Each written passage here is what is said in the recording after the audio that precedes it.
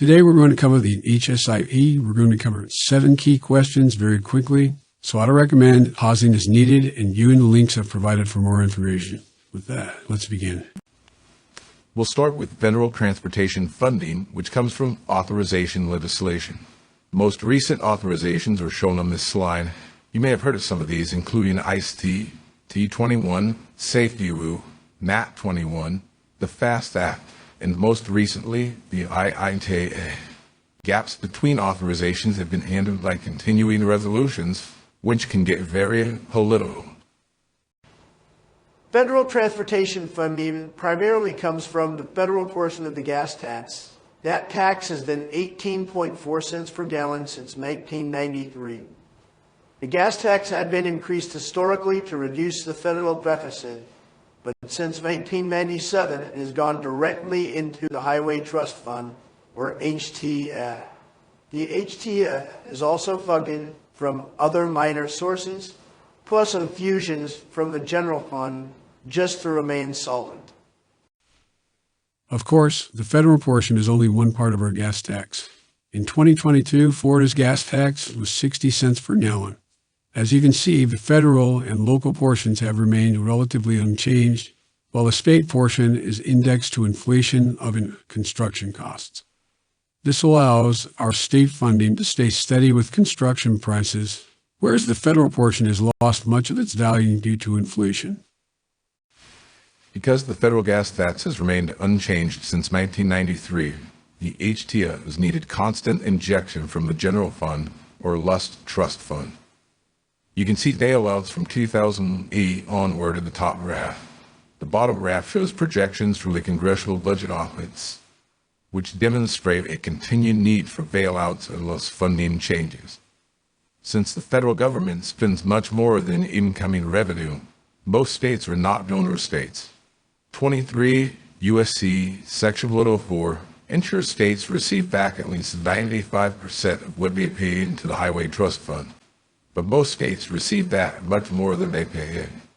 In 2016, 8 states didn't pay in more, and Texas was the biggest donor state.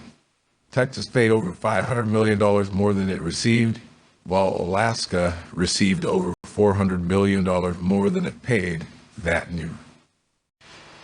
In fiscal year 2022, the IIJA has $52.5 billion of funding. 6% of that is dedicated to the HSIP, or roughly $2.98 billion. The history of the HSIP is shown on the slide. In 1966, the first major legislation was passed at the federal level to reduce severe crashes. It was updated in 1973 to include 5 specific areas. In 1978, those 5 areas were consolidated to rail highway crossings and the Hazard Elimination Program. Then, from 1992 to 2005, these programs were funded through 10% set-asides from the Surface Transportation Program. Finally, in 2005, FHWA formally created the HSIP as we know it today. The Hazard Elimination Program became the HSIP, and the Rail Highway Crossing Program became funded as a set-aside from the HSIP. There are significant requirements to obtain safety funding for projects. Projects to address a crash history through a data-driven approach. A project must address an emphasis area of the Strategic Highway Safety Plan, which we'll get to later. It should focus on a correctable crash trend of severe crashes, and it should have IBC and net present value, which we'll also cover shortly.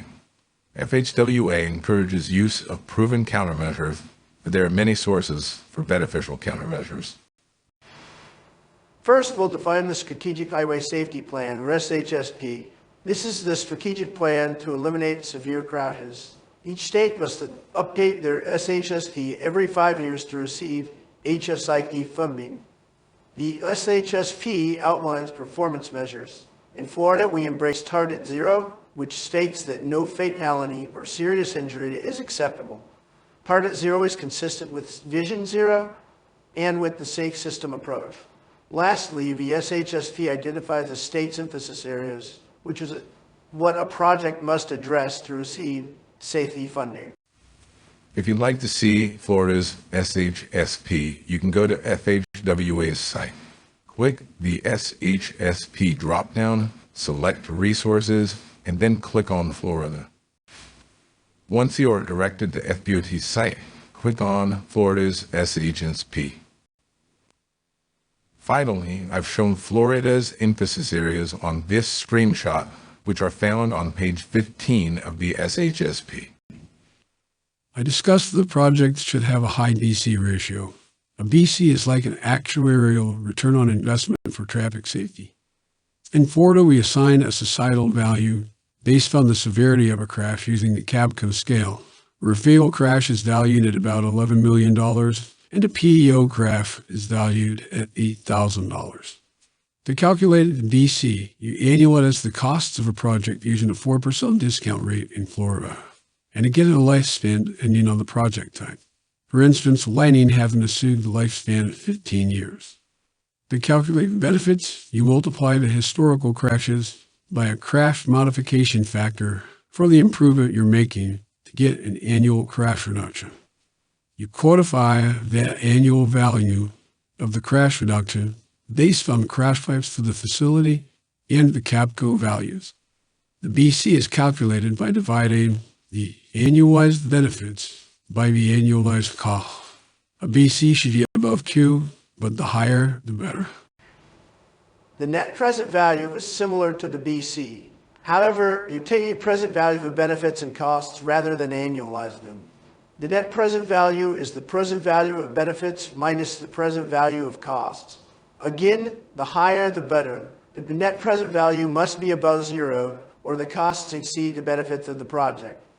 Prioritizing projects with NPV tends to favor larger projects. That is, if the project cost is $20 million, but benefits are $40 million, the NPV is a whopping $20 million. However, that's only a BC of about 2. Prioritizing high BC projects gives you the best bang for the buck. However, they may be band-aids. For instance, a signal retiming project with a lifespan of 5 years will often provide a huge BC. The benefit is decent, the cost is minimal. However, a high crash location may need a more substantial change than just signal retiming. The Highway Safety Manual has another methodology to calculate BC ratios. It uses empirical-based methodology to correct for regression to the mean using safety performance functions. SPS. SPS give a predicted number of crashes for a given facility type. Using a weighting factor, predicted crashes and observed crashes are averaged to obtain an expected number of crashes, E. Once you know the expected crashes, the BC can be calculated similar to our prior methodology. There are a lot of issues with this method, and it's much more time-consuming, but the HSM is very powerful and useful, so we needed to discuss it briefly. To recap, we went through the HSIP very quickly and answered our 7 questions. Number 1, federal safety funding comes primarily from the gas tax and infusions from general revenue. The authority to spend that money comes from federal authorization bills. In 2022, the IIJA dedicated 6% of authorized funding to the HSIP, or $2.98 billion. Number 2, we discussed the history of the HSIP, which began in 1966 and was formalized through Safety Lieu in 2005. Number 3, we went over requirements to receive federal safety funding, like addressing emphasis areas from the SHSP and having high BC ratios and net present values. Number 4, we discussed strategic highway safety plans. And SHSP is a state strategy to eliminate severe crashes, which must be updated every 5 years. Number 5, we define the emphasis areas as being those areas in our states that can help us most effectively reach zero fatal and serious injury crashes. These are defined in the SHSP, and examples may include lane departures, drunk driving, or even data collection. Number 6, we defined BC ratios, which are the returns on investment for safety projects. This should be above 2, but the higher the better, and high BC projects give you the best bang for the buck.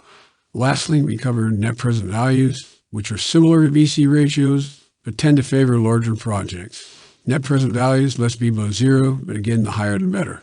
With that, we've covered the basics of the Federal Highway Safety Improvement Program. Thank you.